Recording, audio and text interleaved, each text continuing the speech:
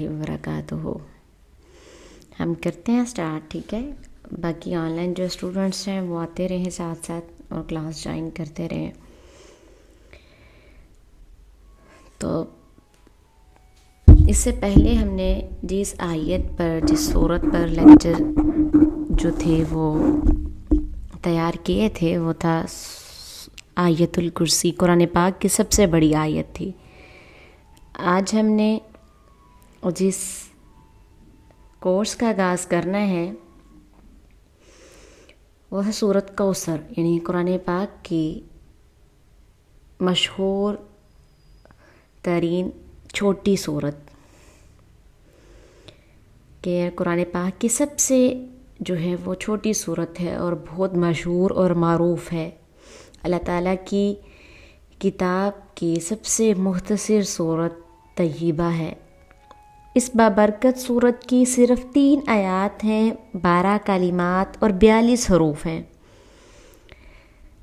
سیدنا ابو ہریرہ بیان کرتے ہیں کہ رسول اللہ صلی اللہ علیہ وسلم نے فرمایا, من قرأ حرفا من کتاب اللہ فلہ بہ حسنۃ والحسنۃ بعشر امثالہا, کہ جو شخص اللہ تعالیٰ کی کتاب سے ایک حرف کی قرأت کرتا ہے تو اسے ہر حرف کے بدلے 10 نیکیوں کا ثواب عطا کیا جاتا ہے.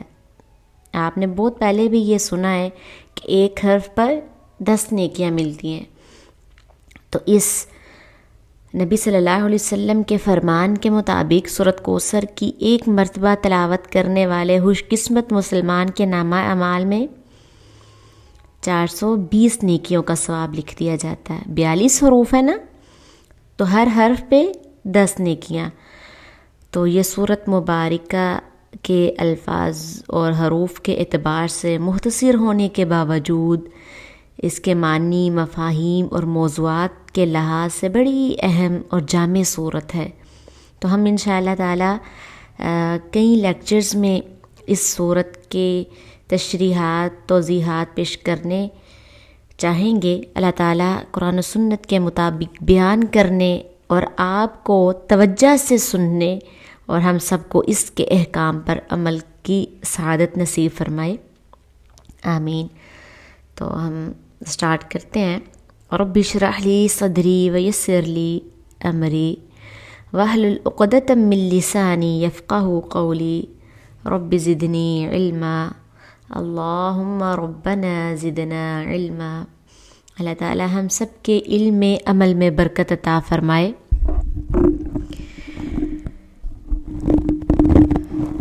تو جو قرآنی صورتیں نبی صلی اللہ علیہ وسلم کی ذات گرامی پر ہجرت مدینہ سے قبل نازل فرمائی گئیں, انہیں مکی صورتیں, اور جو ہجرت مدینہ کے بعد جو نازل کی گئی انہیں مدنی صورت کہا جاتا ہے. تو سورۃ کوثر کو یہ فضیلت, عظمت اور رفعت حاصل ہے کہ یہ سورت مقدسہ نبی صلی اللہ علیہ وسلم پر 2 مرتبہ نازل فرمائی گئی, ایک بار مکی دور میں اور دوسری مرتبہ مدنی زندگی میں. تو گویا سورۃ کوثر کو مکی صورت ہونے کا بھی اعزاز حاصل ہوا اور مدنی صورت ہونے کا بھی اعزاز حاصل ہے. جیسا کہ سیدنا انس رضی اللہ تعالیٰ عنہ کا فرمان ہے کہ ایک مرتبہ ہم مسجد نبوی میں رسول اللہ صلی اللہ علیہ وسلم کی خدمت میں حاضر تھے کہ اذ اغفا اغفاء, اچانک آپ صلی اللہ علیہ وسلم پر غنودگی چھا گئی, یعنی آپ صلی اللہ علیہ وسلم پر نزول وحی کی کیفیت اور حالت طاری ہو گئی. ثم رفع رأسہ متبسما, پھر تھوڑی دیر کے بعد آپ صلی اللہ علیہ وسلم تبسم فرماتے ہوئے سر مبارک کو جنبش دی. تو صحابہ کرام نے مسکرانے کا سبب دریافت کیا, تو آپ صلی اللہ علیہ وسلم نے فرمایا انزلت علی آنفا سورہ, کہ مجھ پر ابھی ایک سورت نازل فرمائی گئی ہے کہ اس سورت میں بیان کردہ انعامات, احسانات اور نوازشات کی وجہ سے میرے چہرے پر بے ساختہ مسکراہٹ پھیل گئی ہے. فقرأ بسم اللہ الرحمن الرحیم انا اعطیناک الکوثر فصل لربک وانحر ان شانئک هو الابتر. پھر آپ صلی اللہ علیہ وسلم نے سورۃ کوثر کی تلاوت فرمائی. تو اس حدیث مبارکہ سے یہ بات واضح ہو گئی کہ سورۃ کوثر رسول اللہ صلی اللہ علیہ وسلم کی ذات پر مدینہ منورہ میں نازل کی گئی۔ تو قرآنی صورتوں کا مکی اور مدنی ہونا بھی رسول اللہ صلی اللہ علیہ وسلم کی عظمت، آپ کی شان، رفعت و مقام کو عیاں کرتا ہے کہ جس طرف آپ تشریف لے جاتے قرآن کریم آپ کے پیچھے پیچھے آتا۔ اگر آپ مکہ میں تشریف فرما ہو تو قرآن کریم مکہ میں نازل ہوتا ہے، آپ مدینہ منورہ چلے جائیں تو قرآن مجید آپ کے پیچھے پیچھے مدینہ طیبہ میں آ جاتا ہے۔ آپ سفر میں ہو تو قرآن مجید کا نزول سفر میں، آپ حضر میں ہو تو قرآن مجید کا نزول حضر میں، مکہ میں ہو، مدینہ میں ہو، غار میں ہو، بازار میں ہو، میدان بدر میں ہو، احد میں ہو، یا خندق میں ہو، یا حدیبیہ میں ہو، یا خیبر میں ہو، جہاں کہیں بھی آپ ہو قرآن مجید وہیں آپ پر نازل ہو جاتا۔ مختصر یہ کہ قرآن کریم اپنے نزول میں رسول صلی اللہ علیہ وسلم کا محتاج ہے کہ جہاں رسول صلی اللہ علیہ وسلم ہوں گے قرآن مجید وہیں نازل ہوگا۔ تو اب ہم آتے ہیں کہ اس سورت کا شان نزول کیا ہے۔ شان نزول یا سبب نزول سے مراد وہ واقعہ اور پس منظر ہے جو کسی سورت یا آیت کے نزول کی وجہ اور باعث ہو۔ اب سورت کوثر کا شان نزول یہ ہے کہ اللہ تعالیٰ نے رسول صلی اللہ علیہ وسلم کو مکی زندگی میں 4 بیٹیاں اور 2 بیٹے عطا فرمائے۔ اللہ تعالیٰ کی حکمت کے 4 بیٹیاں جوان ہوئیں، آپ صلی اللہ علیہ وسلم نے 4 کی شادیاں کی اور 4 رحمت عالم صلی اللہ علیہ وسلم کے گھر سے اپنے خاوندوں کے گھر چلے گئیں، مگر اللہ تعالیٰ کی قدرت کے دونوں بیٹے قاسم اور عبداللہ شیر خارگی میں ہی اللہ کو پیارے ہو گئے۔ جب آپ صلی اللہ علیہ وسلم کا دوسرا صاحبزادہ عبداللہ بچپن میں فوت ہوا تو مشرکین مکہ نے کہا بھتارا محمد صلی اللہ علیہ وسلم کی نسل کٹ گئی ہے، آپ کی نرینہ اولاد نہ ہے، اس لیے جب تک آپ زندہ ہیں اس وقت تک آپ کا نام اور کام زندہ ہے، جو ہی آپ کو موت آئے گی تو فوراً آپ کا نام بھی مٹ جائے گا، کام بھی ٹھپ ہو جائے گا اور نظام بھی ختم ہو جائے گا۔ تو آپ غور کریے کہ ہمارے ہاں جب کسی کا بیٹا یا کوئی عزیز فوت ہوتا ہے تو سب لوگ کیا کرتے ہیں؟ تعزیت کے لیے آتے ہیں، رشتہ دار حوصلہ دیتے ہیں، محلہ دار جو ہیں وہ تعزیت کے لیے آتے ہیں، عزیز و اقارب اہل خانہ کے لیے کھانے کا انتظام کرتے ہیں اور دور دراز سے لوگ جنازے میں شرکت کے لیے حاضر ہوتے ہیں۔ مگر جب رسول اللہ صلی اللہ علیہ وسلم کا بیٹا جو ہے وہ موت کے منہ میں جاتا ہے تو مکہ کے لوگ جو ہے کیا کرتے ہیں؟ اظہار مسرت کرتے ہیں، خوشیاں مناتے ہیں۔ تو سرداران مکہ عاص بن وائل، عقبہ بن ابی معیط اور دیگر دوسرے لوگ رسول اللہ صلی اللہ علیہ وسلم کے صاحبزادوں کی وفات پر جب اس قسم کے الفاظ استعمال کیے کہ ان محمدًا ابتر لا ابن لہو، کہ محمد صلی اللہ علیہ وسلم ابتر یعنی بے نام و نشاں ہے، کہ ان کا کوئی لڑکا زندہ ہی نہیں رہتا، تو کفار کی ان باتوں سے رسول اللہ صلی اللہ علیہ وسلم بہت زیادہ جو ہے وہ پریشان ہوئے۔ دشمنان اسلام کی یہ باتیں آپ کے دل پہ جو ہے آپ کے نازک دل پر گراں گزری، تو اللہ تعالیٰ نے آپ صلی اللہ علیہ وسلم کی تسلی اور تشفی کے لیے سورۃ کوثر کو نازل فرمایا۔ انا اعطیناک الکوثر فصلی لربک وانحر ان شانئک هو الابتر، کہ نبی صلی اللہ علیہ وسلم بے شک ہم نے آپ کو خیر کثیر عطا فرمائی ہے، فصلی لربک وانحر، تو آپ اپنے رب کے لیے نماز پڑھا کیجئے، قربانی کیجئے، بلا شبہ آپ کا دشمن ہی بے نام و نشان ہے۔ یہ شان نزول جہاں سورۃ کوثر کے مکہ مکرمہ میں نازل ہونے کا پتہ دیتا ہے، وہاں اس بات سے بھی آگاہ کرتا ہے کہ جب بھی رسول اللہ صلی اللہ علیہ وسلم دشمنان اسلام کے طعنوں طنزوں اور باتوں سے غم زدہ ہوتے تو اللہ تعالیٰ آپ کی تسلی کے لیے قرآن پاک کی آیات کو نازل فرما دیا کرتے تھے۔ اب آپ دیکھیں کہ سورت کوثر کتنی شارٹ سی، کتنی مختصر سی صورت ہے، لیکن اس صورت میں کتنی باتوں کو بیان کیا گیا، اس صورت میں کتنے زیادہ موضوعات ہیں۔ پہلے نمبر پہ رسول اللہ صلی اللہ علیہ وسلم کی تسلی ہے، دوسرے نمبر پہ حوض کوثر کا اس صورت میں بیان کیا گیا ہے، پھر شفاعت رسول اللہ صلی اللہ علیہ وسلم کا بیان کیا گیا ہے، معجزات کے بارے میں اس صورت میں بیان کیا گیا ہے، رسول اللہ صلی اللہ علیہ وسلم کا ذکر ہے، آپ کا اخلاق کے بارے میں ہے، آپ کی نماز کے بارے میں ہے، اخلاص کے بارے میں ہے، قربانی مصطفیٰ کے بارے میں ہے، پھر نبی صلی اللہ علیہ وسلم کے دشمنوں کے بارے میں بتایا گیا ہے۔ یعنی اس چھوٹی سی صورت میں کتنے موضوعات ہیں نا۔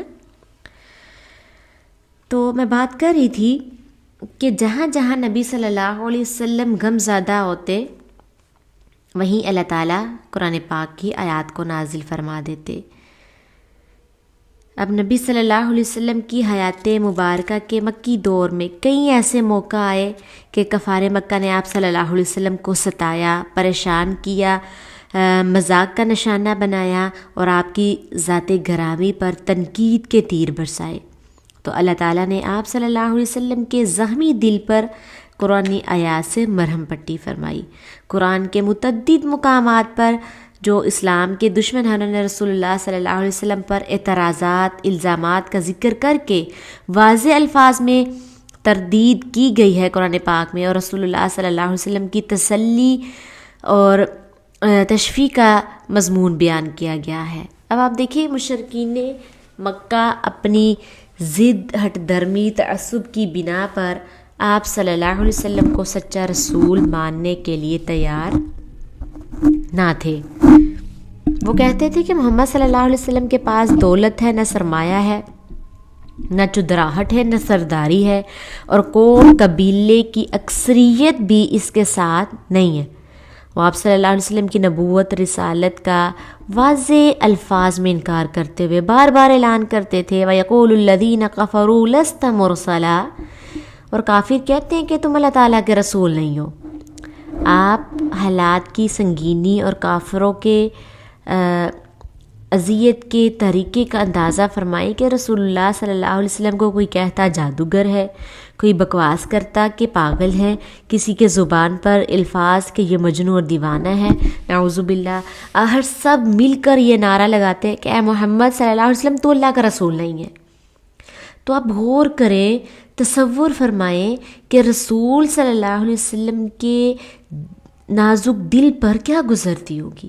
آپ سوچتے ہوں گے کہ میرے اللہ، میں ان مکہ والوں کو تیری توحید کا درس دیتا ہوں تو یہ مجھے پاگل کہتے ہیں، تیرا قرآن سناتا ہوں تو مجھے جادوگر کہتے ہیں، آخرت کی بات کرتا ہوں تو دیوانہ گردانتے ہیں، اور رسالت کی تبلیغ کرتا ہوں تو مجھے مجنون کہتے ہیں۔ آخرکار آوازیں کستے ہیں کہ تو رسول نہیں ہے، تو رسول نہیں ہے، تو رسول نہیں ہے۔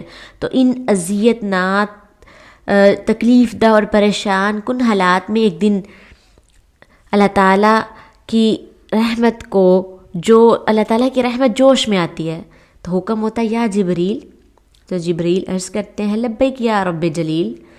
تو اللہ تعالیٰ کیا کہتے ہیں؟ فرمایا جاؤ، پریشان ہے میرا نبی، تو کیا پیغام لے کر جاؤں؟ حکم ہوا میرے محبوب نبی کے زخمی دل پر مرہم کے لیے سورت یاسین کا تحفہ لے کر جاؤ، اور میرے نبی سے کہہ دو کہ اے اولاد آدم کے سردار، اگر یہ ظالم، کافر، فاسق، فاجر، یہ مشرک لوگ آپ کی رسالت کا، آپ کی نبوت کو نہیں مانتے تو کیا ہوا؟ میں کائنات کا رب، میں آسمان و زمین کا مالک، ہر چیز کا خالق، قسم کھا کر کہتا ہوں کہ تو میرا رسول ہے۔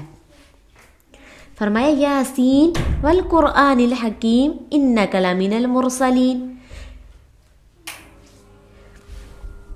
یاسین اے سید البشر، والقرآن الحکیم، مجھے حکمت والے قرآن کی قسم، انک لمن المرسلین، بے شک آپ صلی اللہ علیہ وسلم میرے بھیجے ہوئے رسولوں میں سے ایک رسول ہے۔ تو اللہ تعالیٰ کیا فرما رہا ہے کہ اے محبوب، جب میں تیرا پروردگار قرآن کی قسم کھا کر تیری رسالت کی گواہی دے رہا ہوں تو تجھے ان کافروں اور مشرکوں کے انکار سے رنجیدہ خاطر ہونے کی کیا ضرورت ہے؟ اب یہ لوگ کیا کرتے ہیں؟ نبی صلی اللہ علیہ وسلم کے دشمن، اسلام کے دشمن. اب آپ جانتے ہیں کہ بیماری اور شفا اللہ تعالیٰ کے اختیار میں ہے. اللہ تعالیٰ کے اختیار میں ہی ہے نا. کوئی انسان کسی کو نہ بیمار کر سکتا ہے اور نہ شفا بخش سکتا ہے. جب کبھی رسول اللہ صلی اللہ علیہ وسلم کسی جسمانی مرض میں مبتلا ہو جاتے تو مشرکین مکہ آپ کی بیماری کو بھی طنز کا نشانہ بنا لیتے، اور مرد تو رہے ایک طرف، مکے کی عورتیں بھی رسول اللہ صلی اللہ علیہ وسلم کو ستانے میں کوئی کمی بیشی نہ کرتی تھیں، پیش ہوتی. اور اس معاملے میں قریبی رشتہ دار، عزیز و اقارب بھی دین کے دشمن بن بیٹھے تھے، اور آپ کو ذہنی جو ہے وہ اذیت میں مبتلا کرنے کا کوئی موقع ہاتھ سے نہ جانے دیتے تھے. جیسا کہ صحیح بخاری میں آتا ہے نا کہ ایک مرتبہ آپ صلی اللہ علیہ وسلم پر بیماری کا شدید حملہ ہوا اور آپ اپنی علالت طبع کے باعث 2 یا 3 راتیں تہجد کی نماز کے لیے بیدار نہ ہو سکے، تو آپ کی ہمسائی اور چچی اورا یا اروا ام جمیل ابو لہب کی بیوی آپ کے پاس آئیں اور تیمارداری کرنے، بیمار کا حال پوچھنے اور تسلی دینے کی بجائے آپ کی بیماری پر طنز کرتے ہوئے بولی، یا محمد انی لارجو ان یکون شیطانک قد طرق لم ار قریبک منذ لیلتین او ثلاثا. کیا محمد صلی اللہ علیہ وسلم، میرا خیال ہے کہ تمہارے شیطان نے تمہارا ساتھ چھوڑ دیا ہے. میں نے 2-3 راتوں سے اسے تمہارے پاس آتے ہوئے نہیں دیکھا. نعوذ باللہ. اب ذرا تصور فرمائیں کہ رسول اللہ صلی اللہ علیہ وسلم کی قلبی اور ذہنی کیفیت کیا ہوگی.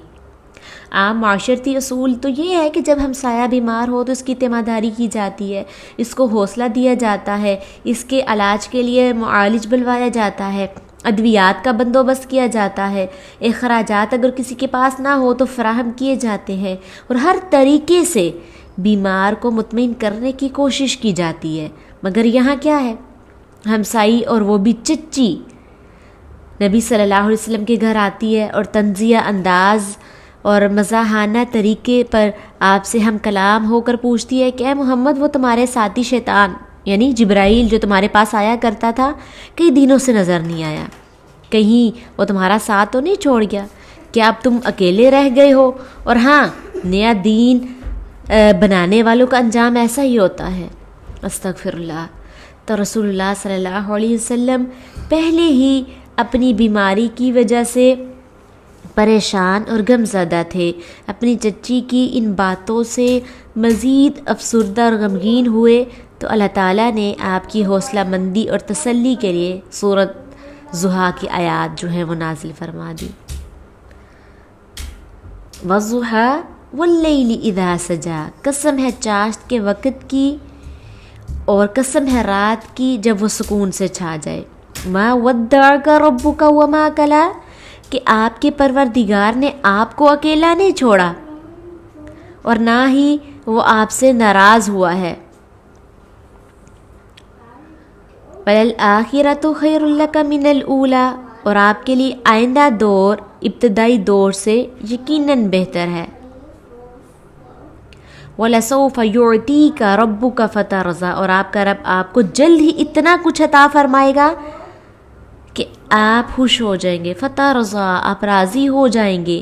أَلَمْ يَجِدْكَ يَتِيمًا فَآوَىٰ، کیا اس نے آپ کو یتیم نہ پایا پھر ٹھکانہ فراہم کیا. وَوَجَدَكَ ضَالًّا فَهَدَىٰ،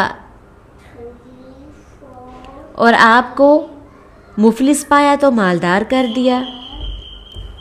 وَوَجَدَكَ عَائِلًا فَأَغْنَىٰ، کہ اور آپ کو مفلس پایا تو مالدار کر دیا.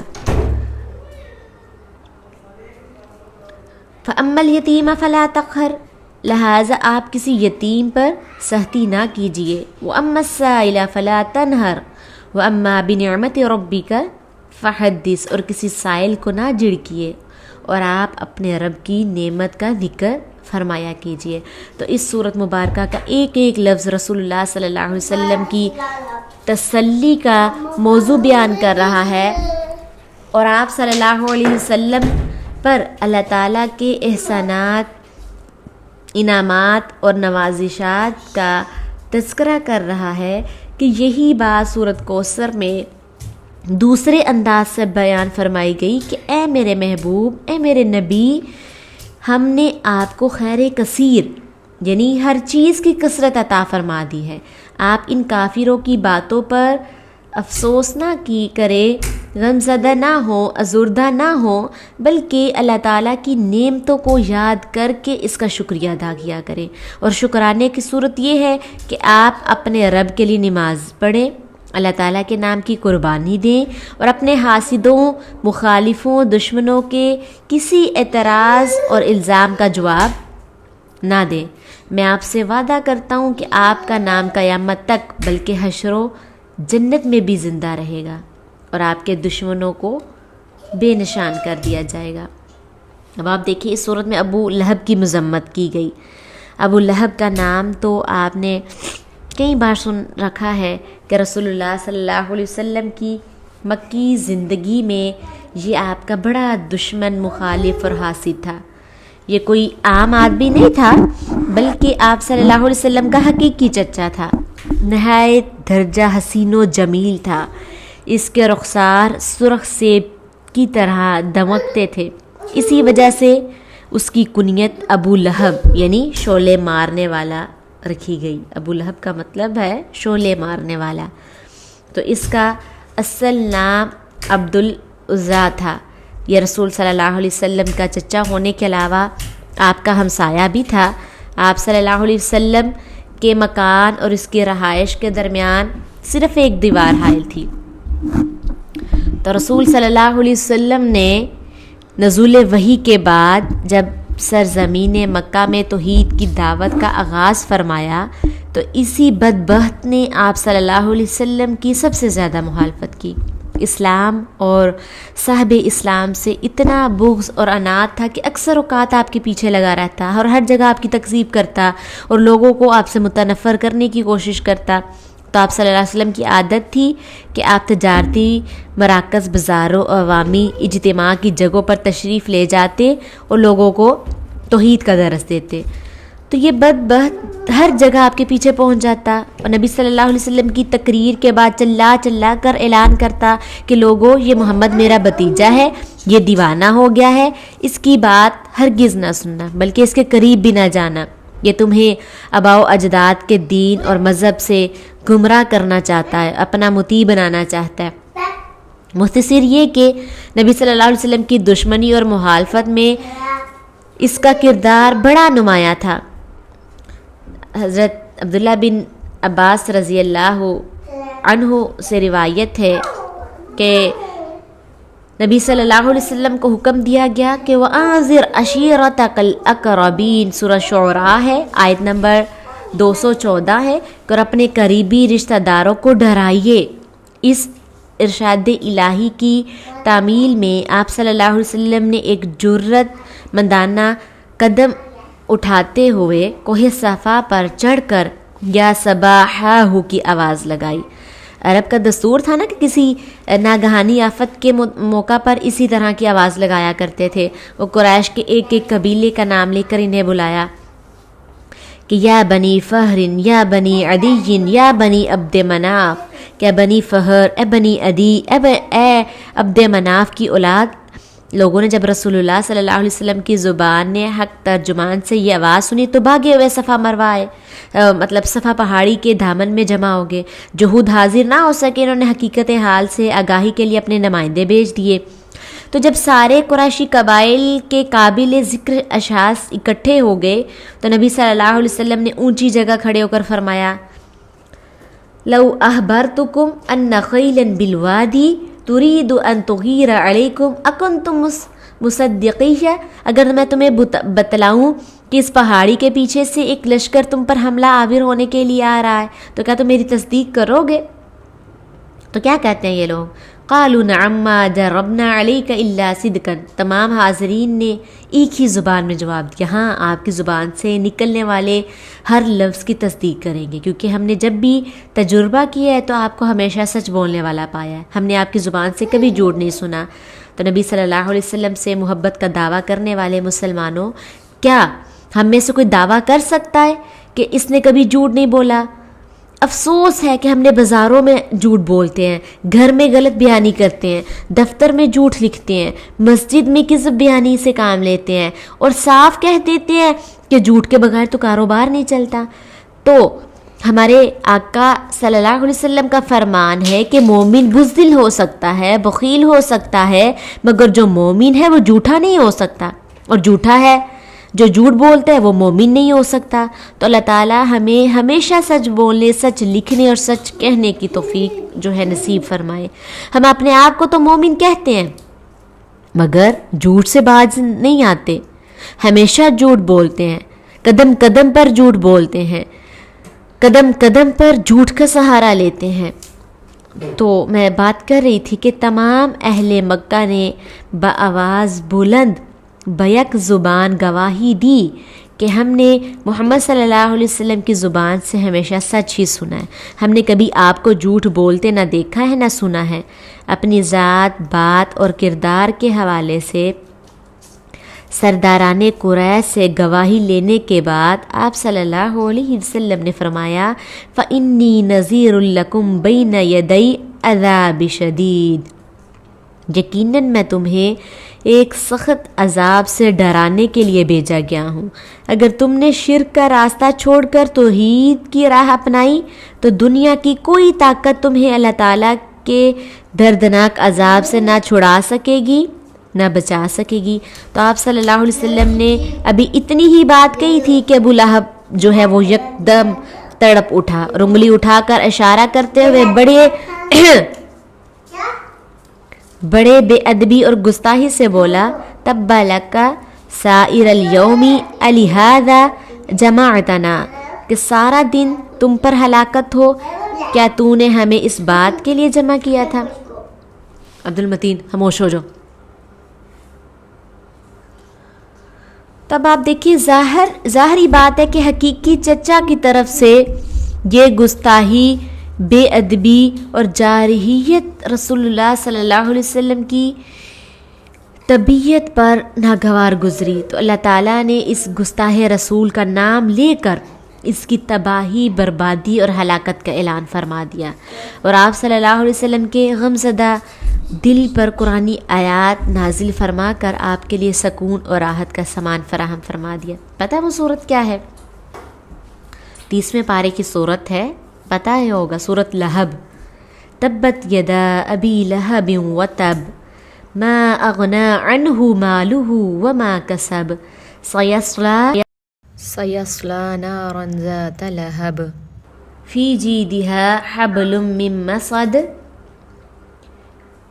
تو اللہ تعالیٰ کیا فرما رہے ہیں اس صورت میں کہ ابو لہب کے دونوں ہاتھ ٹوٹ جائیں اور وہ تباہ و برباد ہو، اسے اس کے مال اور کمائی اولاد نے کوئی فائدہ نہ پہنچایا، ان قریب وہ بھڑکتی ہوئی آگ میں داخل ہوگا، اور اس کی بیوی جو ایندھن اٹھانے والی ہے اس کی گردن میں مضبوط بٹی ہوئی مونچھ کی رسی ہوگی۔ اس دشمن رسول کا انجام کیا ہوا؟ کیسی عبرتناک موت مرا، اور اللہ تعالیٰ نے اسے کس طرح ذلیل و خوار کیا۔ ان باتوں کا تذکرہ ہم انشاءاللہ سورۃ کوثر کی آخری آیت کی تشریح میں کریں گے۔ فی الحال ہم رسول اللہ صلی اللہ علیہ وسلم کی تسلیوں کی بات کر رہے ہیں کہ جب بھی رسول اللہ صلی اللہ علیہ وسلم غمزدہ ہوتے، اللہ تعالیٰ آپ کی تسلی کے لیے فوراً قرآن پاک کی آیات نازل فرما دیتے۔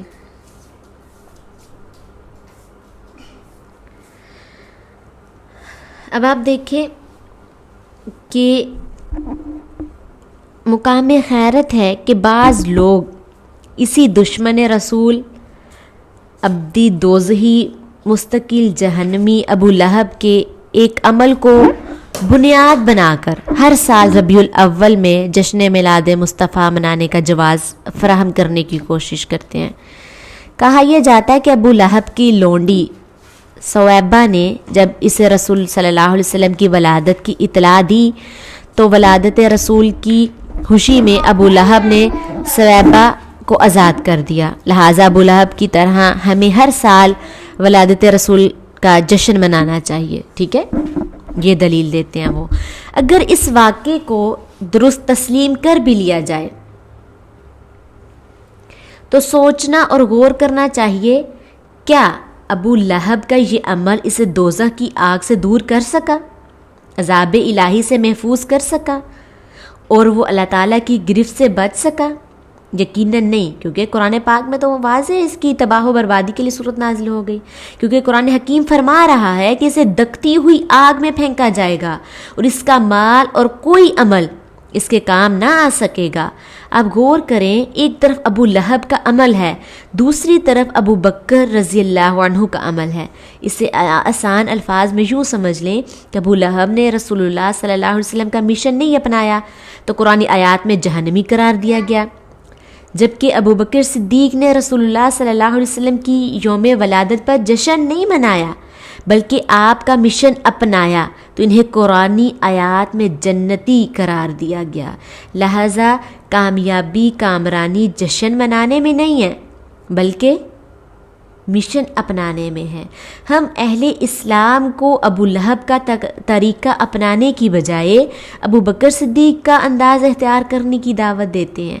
تو آپ غور فرمائیں، ابو بکر رضی اللہ عنہ نے مشن اپنایا تو وہ صدیق اکبر بن گئے، عمر رضی اللہ عنہ نے مشن اپنایا وہ فاروق اعظم بن گئے، عثمان غنی نے مشن اپنایا تو وہ ذوالنورین بن گئے، علی رضی اللہ تعالیٰ عنہ نے مشن رسول اپنایا تو کیا بنے؟ حیدر قرار بن گئے۔ اب آپ دیکھیے، صحابہ کرام نے مشن رسول اپنائے تو سارے کے سارے جنتی قرار پائے۔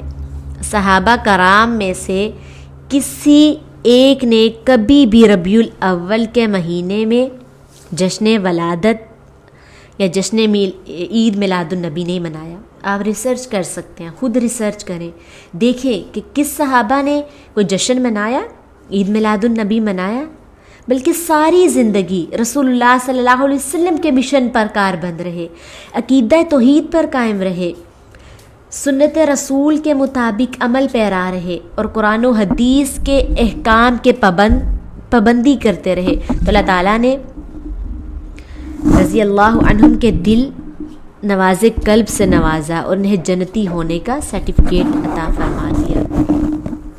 اب ہر سال 12 ربیع الاول کے دن عید المیلاد منانے، جلوس نکالنے، گلیوں بازاروں میں جو ہے ہنگامہ مچانے، شور و غل کرنے کو ہی محبت رسول کا معیار قرار دے دیا گیا ہے۔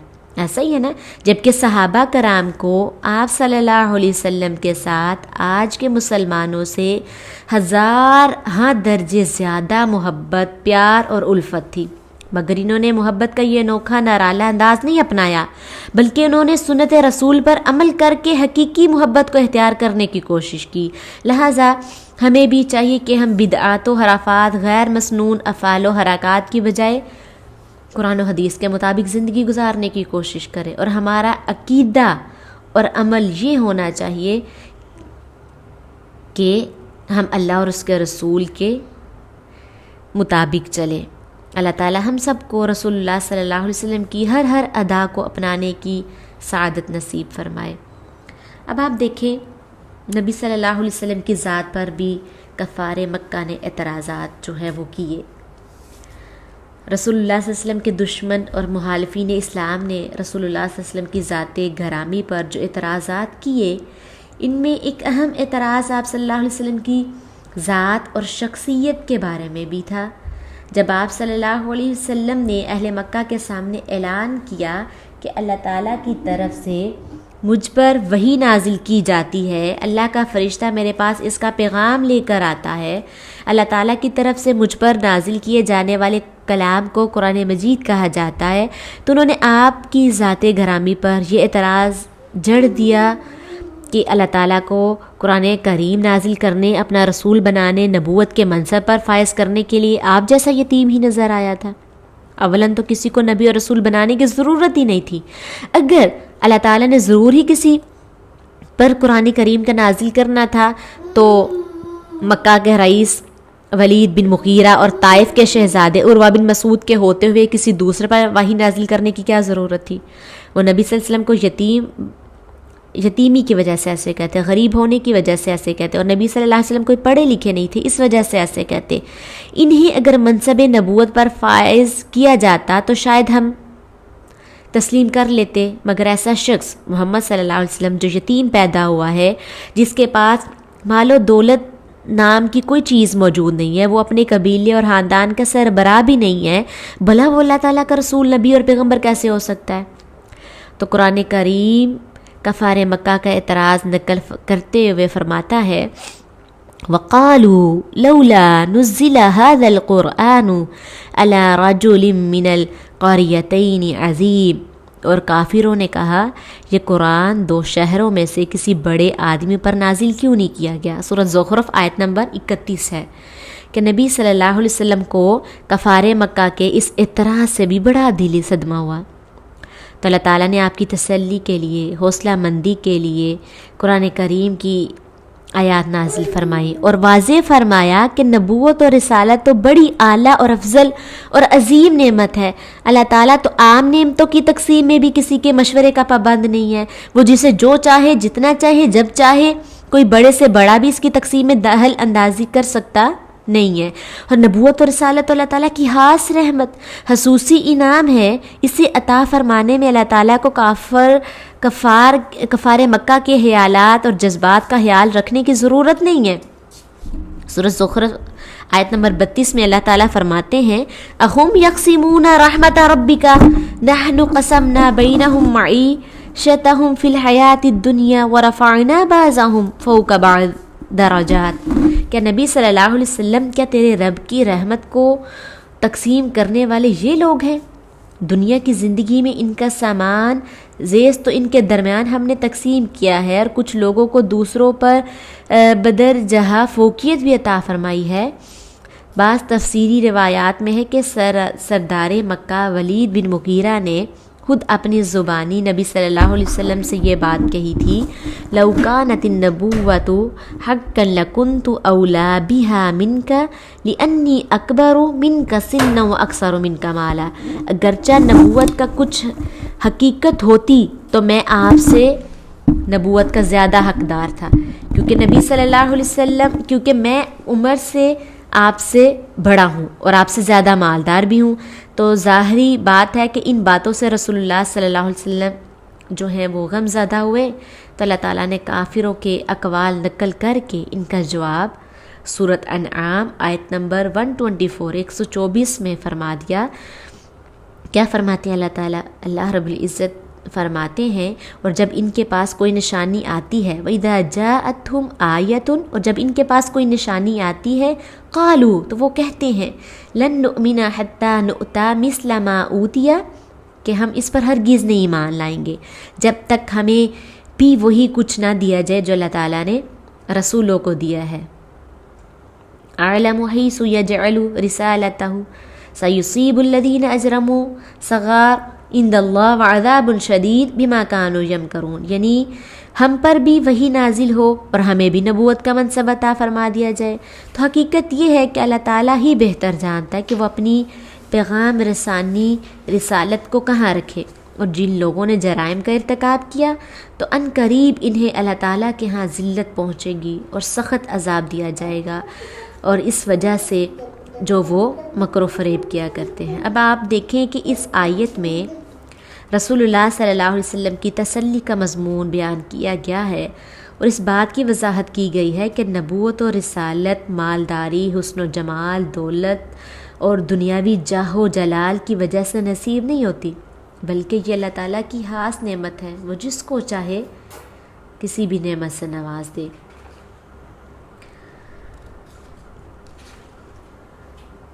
اب آپ دیکھیں کہ جن قرآنی آیات میں رسول اللہ صلی اللہ علیہ وسلم کو کفار کے اظہار ثانیوں پر تسلیاں دی گئی ہیں، ان میں ایک اہم مقام سورۃ قلم کی ابتدائی آیات مبارکات ہیں۔ جب اللہ تعالیٰ کے رسول لوگوں کو اللہ تعالیٰ کی توحید سناتے نا، اللہ تعالیٰ کی الوہیت کا درس دیتے، ہر مشکل پریشانی میں ایک اللہ کو پکارنے کی تلقین کرتے، تو مشرکین مکہ آپ صلی اللہ علیہ وسلم کو دیوانہ، پاگل، مجنون کہتے۔ وہ ایک اللہ کی عبادت کو حیرت انگیز، عجیب و غریب گردانتے تھے، اور اس امر پر تعجب کا اظہار کرتے کہ ہم ڈھیر سارے معبودوں کو چھوڑ کر ذات واحد کی پرستش اور عبادت گزار بن جائیں۔ سورۃ صاد آیت نمبر 5 میں آتا ہے نا اجعل الآلہۃ الہا واحدا ان ھذا لشیء عجاب. وہ کہتے